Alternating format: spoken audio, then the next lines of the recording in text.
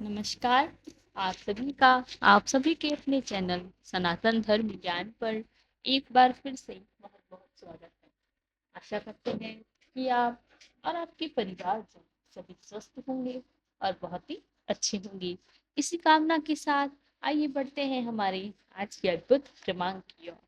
आज हम बात करने जा रहे हैं पूजा पाठ करने के दौरान होने वाली 3 ऐसी प्रमुख गलतियां जो कि आपसे भूलवश भी नहीं होनी चाहिए। बहुत से लोगों के प्रश्न आते हैं कि जीवन में हम बहुत पूजा पाठ करते हैं, सदैव ईश्वर का ध्यान करते हैं, तीनों समय, तीनों प्रहर ईश्वर की पूजा करते हैं, लेकिन जो फल मिलना चाहिए उसके अनुरूप फल नहीं मिलता।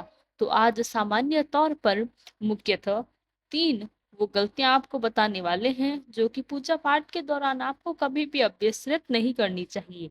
ऐसा करने से जीवन में बहुत सारी जो कष्ट आते हैं, जो परेशानियां आती हैं, कई बार तो उन्हें हम स्वयं ही आमंत्रित कर लेते हैं। तो आइए क्रमबद्ध तरीके से बढ़ते हैं उन 3 गलतियों की ओर जो आपको पूजा पाठ के दौरान कभी भी नहीं करनी चाहिए। सबसे पहली गलती मैं आपको बताती हूँ। यदि हम पूजा पाठ करने के लिए बैठते हैं, तो वह समय पूरी तरह से ईश्वर को समर्पित होना चाहिए। क्योंकि जिस मंदिर स्थान पर आप बैठ रहे हैं, आप स्वयं अंतर मन से सोचिए कि आप उन परमेश्वर के सामने अपनी पूजा समर्पित करने जा रहे हैं, जिनको यह संपूर्ण ब्रह्मांड बनाया है। तो क्या आपके पास उनके लिए इतना भी समय नहीं है कि पूरे मन से, पूरे वचन से आप उनको समर्पित हों? गलती कहाँ पर होती है कि हम बैठ तो गए हैं पूजा के लिए, लेकिन मन इधर-उधर भटक रहा है। कोई अपने कार्य क्षेत्र के बारे में सोच रहा है, कोई अपनी पढ़ाई-लिखाई के बारे में सोच रहा है, कोई अन्यत्र अन्यत्र विचारों में डूबा हुआ है। तो आप स्वयं सोचिए कि वो गलती है जो सबसे ज़्यादा लोग करते हैं और फिर ये शिकायत करते हैं कि ईश्वर हमारी नहीं सुनते। सबसे पहले आपको यह सुधार करना है कि पूजा पद्धति में तभी बैठिए जब पूरी तरह से मन स्वीकार्य हो, समर्पित हो। ऐसे ही मत बैठ जाइए। ऐसे ही बैठना है तो फिर पूजा पूरी तरह से व्यर्थ है। आपको यह बात थोड़ी अटपटी लग रही होगी, लेकिन यह कटु सत्य है कि बिना अंतर्मन से, बिना अंदर से तैयार हुए कि अब हमें ईश्वर की शरण में जाना है, आप कितने भी गहनता से पूजा कर लीजिए, कितने ही मंत्रोच्चारण कर लीजिए, कितनी भी कथाएँ सुनिए, लेकिन जो फल पूरी पूजा की पद्धति का मिलना चाहिए, वो कभी नहीं मिलेगा। चाहे आप कितना प्रयास कर लीजिए, तो आपको पहली बात यही ठीक करनी है कि जब आप बैठें, तो अंतर्मन से आवाज़ आनी चाहिए कि वो समय है, जब मैं अपने परमेश्वर के समक्ष बैठ रही हूँ। महाराज जी की अगर आप पूजा करते हैं, तो महाराज जी के समक्ष जाते हुए भी यह विचार आना चाहिए कि क्या अब हम पूरी तरह से तैयार हैं महाराज जी के सानिध्य में जाने के लिए? महाराज जी के समक्ष राम नाम का जाप करने जा रहे हैं, हनुमान चालीसा का पाठ करने जा रहे हैं, कोई भी विधि कर लीजिए, वो विधि तब तक संपन्न नहीं होगी जब तक आप अंतर्मन से समर्पित नहीं हैं। इस गलती को सुधार कर देखिए, यदि आपकी आधी परेशानी यहीं पर समाप्त हो जाएगी। तो यह था पहली वह गलती जो आपको नहीं करनी चाहिए। बढ़ते हैं अगली वो कौन-सी गलती है जो भूलवश भी हमें नहीं करनी चाहिए, जिससे जीवन में कष्ट आमंत्रित होते हैं। अब दूसरी गलती क्या होती है, चाहे या अनचाहे लगभग हर व्यक्ति से यह भूल हो ही जाती है और ये सबसे महत्वपूर्ण चीज़ है जो आपको पता होनी चाहिए। मान लीजिए किसी मंत्र को, किसी विधि को, किसी प्रकार के प्रसंग को आपने किसी के द्वारा सुना और उसे उस विषय में आपको पूरी जानकारी नहीं है। मुख्यतः मैं बात करने जा रही हूँ मंत्रों के विषय में। मंत्र इतनी घनिष्ठ चीज़ें होती हैं कि जो मंत्रोच्चारण होता है यह बहुत ही शक्तिशाली होता है। जितना आप सोच नहीं सकते उससे कई परे मंत्रों की शक्ति होती है। बहुत से लोग क्या करते हैं कि गलत मंत्रों का उच्चारण करते हैं मंदिर स्थान पर, ईश्वर के समक्ष, ईश्वर के विग्रह के समक्ष।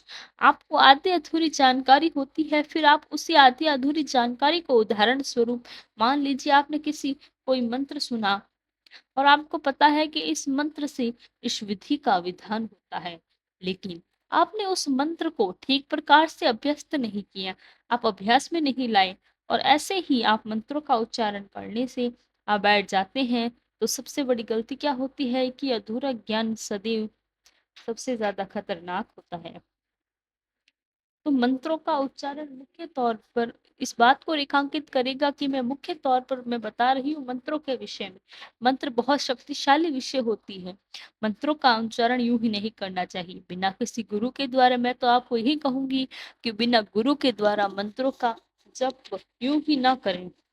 उससे क्या होता है कि जब आप गलत उच्चारण करते हैं या गलत विधि से आप मंत्रों को जब जप करते हैं या अभ्यास करते हैं, उससे क्या होता है कि बहुत सी नकारात्मक चीज़ें आपके जीवन में आ जाती हैं। आपको अच्छे आपके फल मिलने की बजाय नकारात्मक प्रभाव का अनुभव होने लगता है। आपको पता ही नहीं चलता, मेरे जीवन में ये क्यों हो रहा है? मेरी सोच अच्छी है, मेरे विचार अच्छे हैं, मैं अच्छी विधि को जानना चाहता हूँ, लेकिन जिज्ञासु भी हूँ, लेकिन लोगों से सीखना चाहता हूँ, सब कुछ अच्छा कर रहा हूँ, फिर ये कष्ट कहाँ से आ रहे हैं? फिर ये कष्ट क्यों आ रहे हैं? एक सबसे बड़ा कारण यह हो सकता है कि आप गलत विधि का, गलत मंत्र उच्चारण का, गलत विघ्नों का जीवन में प्रयोग करते हैं। उससे आपके जीवन में नकारात्मकता आ जाती है, जो कि सबसे खतरनाक होती है। तो इसीलिए इस मंत्र का विशेष ध्यान रखिए कि बिना गुरु के द्वारा किसी भी मुख्य मंत्र का जाप ना करें। अति अधूरी जानकारी को कोई भी पद्धति का इस्तेमाल ना करें। ईश्वर बहुत ही सरल हैं। अगर आप अपने शब्दों में भी कोई प्रार्थना करते हैं तो प्रार्थनाएं स्वीकार होती हैं। बस यही होता है कि हम अंतर्मन से पुकारे तो जरूर हमारी हर बात को सुनी जाती है। अब बात करते हैं तीसरी उसकी गलती की, जो सबसे ज्यादा लगभग हर प्रत्येक व्यक्ति यह गलती अवश्य कर ही रहा होता है। अब ये तीसरी गलती क्या है? तीसरी गलती क्या होती है कि जो कि मुख्यतः लगभग हर व्यक्ति भूल ही जाता है।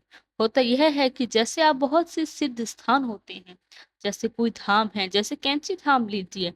इसके अलावा बहुत से सिद्ध पीठ हैं जहाँ हम मनोतियाँ करते हैं, जहाँ हम ईश्वर से ये कहते हैं कि हे ईश्वर, मेरी इस मनोकामना को पूर्ण कर दीजिए, मैं आपके पास दोबारा आऊँगा।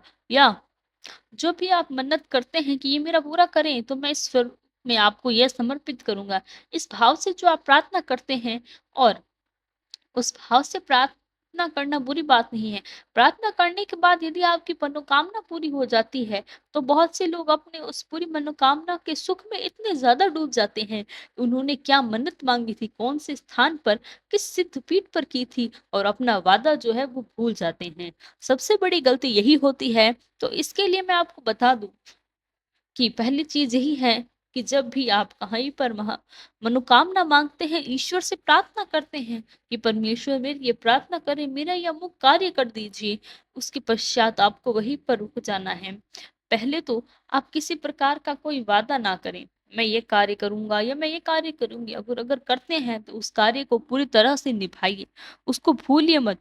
अगर आप भूलते हैं तो आप जानते हैं कि एक प्रकार से हम नकारात्मकता स्वयं ही फैला रहे हैं, कि अगर मेरा ये कार्य हो जाएगा तो मैं इस कार्य को अवश्य करूँगा।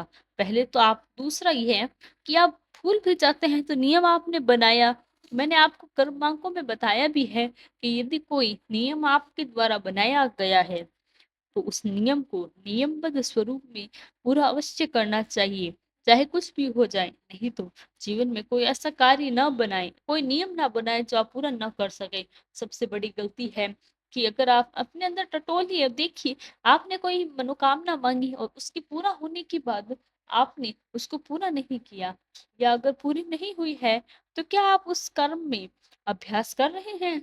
जो बात आपने प्रार्थना में कही थी, उसके अनुरूप आप चल रहे हैं या नहीं? इसीलिए बहुत से लोग ये गलतियाँ करते हैं। इन 3 मुख्य गलतियों को इस व्यक्ति ने सुधार लिया पूजा पद्धति के दौरान, ये तीनों नियमों को निभा लिया, तो परेशानियाँ आदि तो हम अपने जीवन में स्वयं ही खड़े करते हैं। यदि आदि परेशानी जीवन में आपसी ही चली जाएगी। और तीसरा, नियमबद्ध रूप से समर्पित भाव से यदि पूजा प्रार्थना करते हैं, अवश्य ईश्वर बहुत दयालु हैं, बहुत सुनते हैं।